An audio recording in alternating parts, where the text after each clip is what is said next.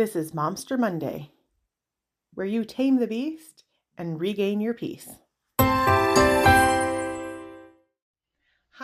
I'm Christy. Welcome to Bloom Studio. This is our first ever Momster Monday. Momster Monday is when we release a video full of encouragement and tools to help moms regroup, refocus, and regain their peace. Being a mom is hard, no matter what season you're in. And it's easy peasy to go from mom to momster in no time at all. This week, we're talking about the number one thing that turns moms into momsters and how to navigate away from it so that you don't just survive this summer, you thrive. So, summer is a great time to practice new rhythms to carry into every season because it's kind of a pressure cooker for moms. Kids are out of school, the weather is wonderful, the days are long, the season is short. There are all kinds of fun seasonal activities that you only get to do this time of year and you want to do them all. But there's also the daily grind of chores, work, responsibilities. Add in seasonal things like yard work, farming, VBS, hot weather, trips, camping, and you have a recipe for absolute madness. So, what is the number one thing that turns moms into momsters? Excess. Excessive pressure, excessive expectations, excessive activities, excessive monotony, excessive planning, excessive improvising. Too much of anything is a problem. It creates imbalance and knocks us off kilter. Too much structure, busyness, planning, scheduling leads to transactional contentment where we only feel happy when we're checking lists off our piece of paper. It also leads to exhaustion, stress, and unfulfillment. It leaves us no time to soak it all in. But too much nothingness, improvisation, disorganization, chillaxing leads to boredom, antsiness, monotony, irritability, and dissatisfaction. Where did it all go, and what do we have to show for it? Either way, you lose, and the days end up feeling out of control. The way to avoid these things this summer, and really every season, is intentional rhythms. It's exchanging the "what do we want to do this summer?" question for these two questions. Who do we want to be, and what do we want to create?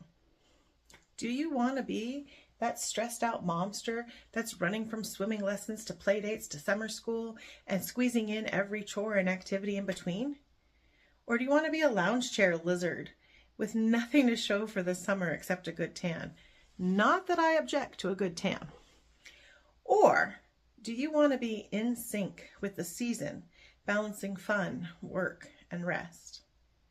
The thing is, to get that balance, you have to plan for the summer you want. Plan for who you want to be this summer and what you want to create. A summer of chaos, a summer of nothingness, or a summer of balance and rest and fun and productivity in a good way, in balance. This means that you need to map out a summer that follows rhythms of purposeful activity, intentional downtime, strategic boredom, and meaningful rest. I have a free printable summer 2026 calendar where it's the summer at a glance that I want to share with you that will help you. And I'll tell you how to get that in a minute. But here's my advice for how to thrive this summer and how to tame the momster. First, ask yourself and your family to describe a perfect summer. It's best if you can do this one-on-one so the kids don't feel pressured by their siblings, and give them time to think about it. This is important because it gives us perspective on what actually matters to your people instead of just operating in unknown expectations, thinking you have to do it all. When I've done this in the past, whether it was for summer or for Christmas or for any season of life, I've learned that there were a lot of things that I was chasing after, thinking it's what my family wanted, and it wasn't. So I was just on the hamster wheel for nothing. The second thing you want to do is write these things down so that you can think about them, and pray over them. Ask the Father if this is what He has for you and to show you what He has.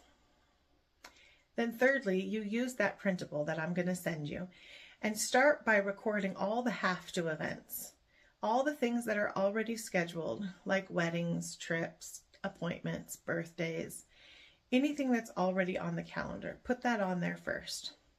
The reason why I like a Summer at a Glance calendar is because it gives you perspective. Again, I'm all about perspective. When you look at a calendar just 1 week or a month at a time, it's really easy to overcommit or overschedule yourself. It's easy to duplicate things that maybe didn't need to be duplicated. Looking 90 days out gives you vision, and I love having a vision for our days. It'll give you a vision of what you're actually creating. Is it mayhem? Is it too much? Is there room for something else? Or do I need to cut back?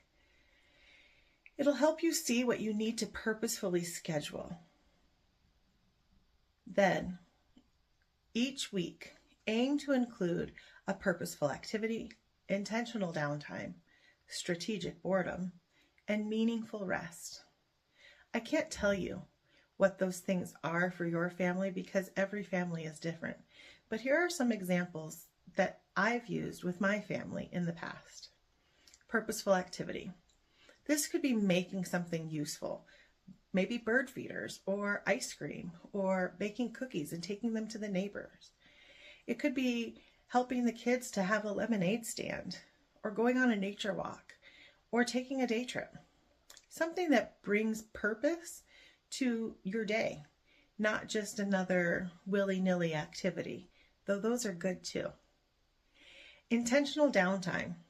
This is really important because it's scheduled downtime. It's anticipated and it gives you a break. This could be alone time in your rooms or a block of time for independent reading or laying out on the grass watching the clouds, but scheduling intentional downtime where there's no expectations of activity. Next is strategic boredom. Amidst a busy week, having an afternoon with nothing planned, not even that intentional downtime, is really important because it awakens creativity and imagination. Not just your kids, but yours too.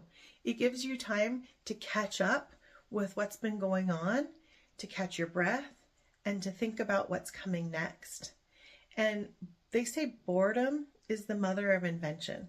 So who knows what your kids will come up with to entertain themselves or to create while they're bored.